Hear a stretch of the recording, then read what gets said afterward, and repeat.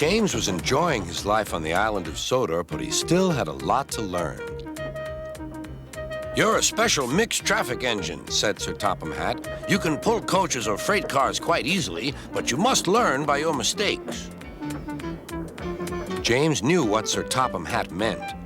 He could well remember that dreadful accident on his first day. "Be careful with the coaches, James," said kind little Edward. "They don't like being bumped." Everyone came to admire James.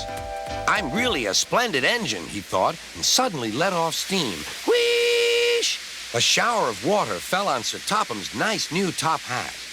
Just then, the conductor blew his whistle, and James thought they had better go. Go on," he puffed to Edward. Don't push," replied Edward. The coaches were grumbling too. Don't go so fast. But James didn't listen.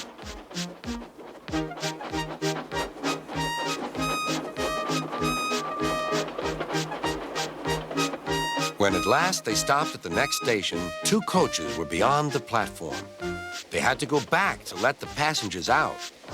But no one seemed to know about Sir Topham's new hat, so James felt happier. Presently, they came to the station where Thomas was waiting with his 2 coaches. "Hello, James," said Thomas. "Feeling better? That's good." "Oh, that's my conductor's whistle. I must go. I don't know what Sir Topham Hatt would do without me to run this branch line." And he puffed off importantly. Edward and James passed the field where James had had his accident. The fence was mended and the cows were back again.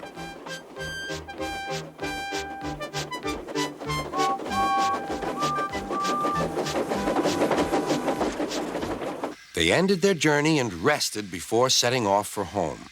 James was still wondering what Sir Topham would have to say about his new hat.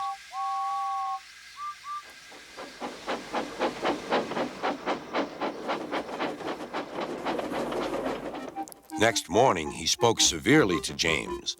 "If you can't behave, I shall take away your red coat and have you painted blue." James didn't like that at all. He was very rough with the grumbling coaches as he brought them to the platform. "Don't talk, come on." Gordon never has to fetch his own coaches, he thought to himself, and he's only painted blue. To make James even more cross, this time no one came near him. "I'll show them," he thought. "They think Gordon is the only engine who can pull coaches."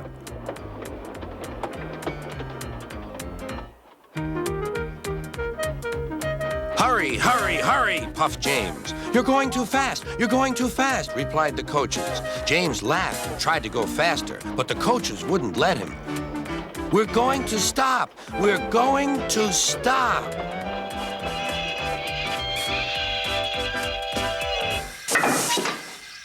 What's the matter? James asked his driver.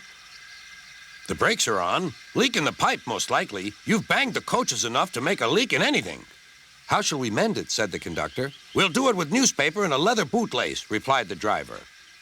Well, where is the bootlace coming from? Asked the conductor. Ask the passengers, said the driver. You have a leather bootlace there, said the conductor to a smartly dressed man. Please give it to me. I won't. Then I'm afraid the train will just stop where it is.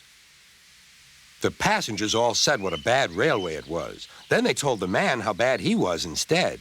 Everyone was very cross. At last, he handed his laces over. The driver tied a pad of newspaper tightly round the hole in the brake pipe, and James was able to pull the train.